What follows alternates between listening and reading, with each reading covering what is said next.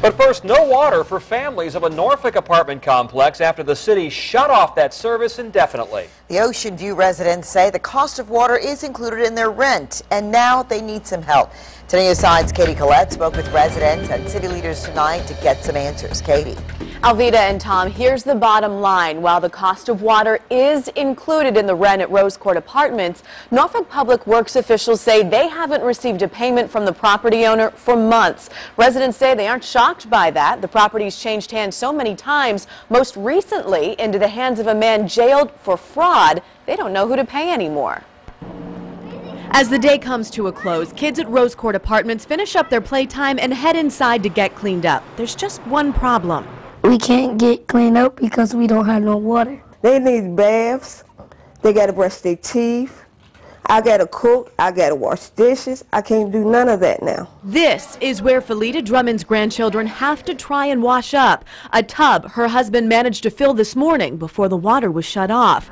Felita says she learned her property owners owe Norfolk at least $3,700 to turn the water back on. If people was paying their rent, then the water bill would be paid. This month didn't nobody pay no rent but one person, and that was apartment C. Joseph Leggett admits to not paying January rent, and he says for good reason. There's nowhere to send it to. Leggett says the most recent property managers, Jonathan Bagwell and Shanine Cannoli, gave residents this letter instructing them to pay rent to Mitchell Chandler and Associates LLC. The issue? Residents say they recently learned that's a fake company.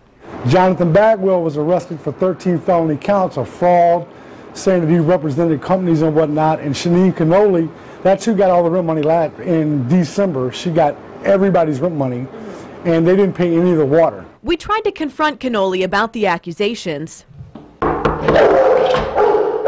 but no answer. Meanwhile, I spoke with Harry Kenyon of Norfolk Public Works, who says, quote, "We've been working with the corporation that owns the property since November to try and get payment. They promise payment, they just don't follow through.